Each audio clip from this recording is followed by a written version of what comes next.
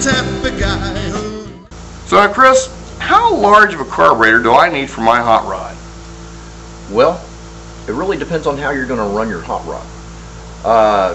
Holley has a generic formula for figuring out a CFM rating on a carburetor. And we can do that right here if you want. We can put it on the calculator and we can give you a general idea, but then it all depends, you know, like I say, on how hard you're going to run this car. You and your neighbor might build the exact same engine for your car, but he's going to drag race his car and you're going to run yours on the street.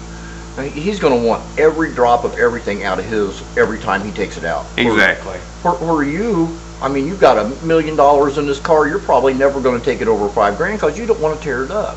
So you guys, even though you've got the same identical engines, you're going to run a lot different carburetor because of the way you're going to drive the car. So we're talking about like a couple identical Chevy 350s. We would actually do completely different carburetors for whatever job we wanted. Right, right. I mean, to go around town for good gas mileage and good dependability, you know, you're going to want a smaller bore carburetor, where all it's going to do is cost you more gas mileage if you run a bigger bore carburetor, or if you get too big a carburetor, you can run into where you step on the gas to take off and it will want to stall if you've got too big a bore carburetor on your car. So it's always best for the street machine to start a little bit small. If you've got a drag race, you know, that you're going to expect everything out of it every time, then yeah, you're going to go with a little bigger carburetor. But for the streets, you can run a smaller carburetor because you're not going to make the demands on that motor that your next door neighbor is going to make on his. Okay, so if I start off with like a factory 4-barrel on my 350 Chevy, how should I actually do the calculation and see what I need? Well, here we go. We're going to just, what Holley's formula is you take your cubic inch, which would say, let's say it's a 350 cubic inch. And let's say you're going to run it fairly hard. You're going to run it, say, 6,500 RPM before you shift it. Let's do this again.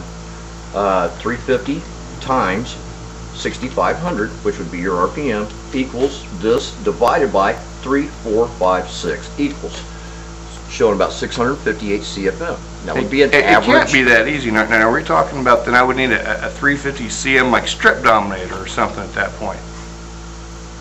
Well, that would just be like a 650 cubic feet per minute carburetor. That's what it's telling you. That's a ratio for air volume going down through the carburetor, how much air your motor will take. You know, if you put a 750 on there, it's not going to be happy. It's going to be poor gas mileage. You're going to have low end problem drivability because it's way too much. Black valve plugs all the time, poor gas mileage. So you need to stay within what you're going to run. Now the guy, your neighbor, that has that same motor, well, not stock, but you know, the same motor, he's going to run same block, exactly. See, now he's going to take that 350 and he's going to run it probably 7,500 RPM. So yeah, he's going to need 3, 4, 5, 6 equals 150 more CFM than you're wanting. So he's going to need that bigger carburetor. He's going to need the bigger carburetor because he's making the demands on that motor where you'll never make that demand. You'll never run it that hard because you don't want to break it, tear it up.